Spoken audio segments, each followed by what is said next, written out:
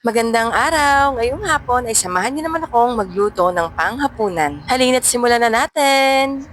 Meron ako ditong 500 grams or kalahati ng kilo ng manok at imamarinate lamang natin ito. Maglalagay lamang tayo ng toyo at suka.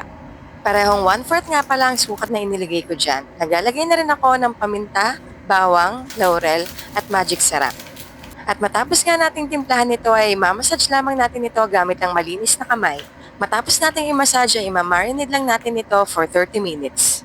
At makaraan nga ng 30 minutes, nag-init na nga ako ng kaserola na may mantika at iprito muna natin itong mga manok. Ipapansered lamang natin ito both sides for about 1 to 2 minutes. Hihinaan lamang natin ang apoy upang maiwasang masunog. Hindi talaga ako usually ganito magluto ng adobo. Kadalasan nga ginigisa ko muna ang bawang sibuyas, ilalagay ang manok at saka titimplahan. Pero para maiba naman ay itatry natin ang ibang way para iluto ang adobo. Makaraan nga lamang na ilang minuto ay babalik na rin na uli natin isa-isa itong manok.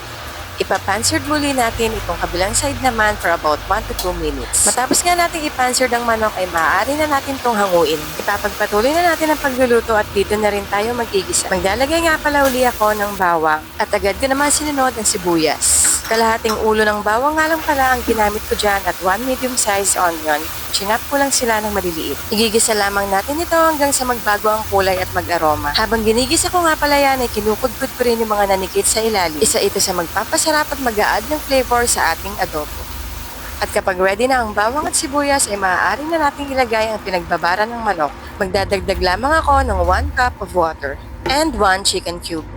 Maglalagay lang din ako ng kaunting paminta. After nga nating matimplahan ay maglalagay lang din ako ng patatas. Inihabol ko na nga rin pala dyan ang 1 tablespoon ng sugar, pampabalance ng toyo at suka. At nang mailagay na natin ang lahat ng ingredients ay maaari na nating ilagay ang manok. Hindi na nga pala ako naglagay ng asin dahil sa mga nilagay nating pampalasa. At nailagay ko na nga lahat ng manok ay tatakpan lang muna natin ito at isisimmer lamang ito for 10 to 15 minutes. Makalipas lamang ng ilang minuto ay ready na ang ating adobo at pwede na itong iserve. Maaari rin pala kayong maglagay ng nilagang itlog kung gugustuhin nyo.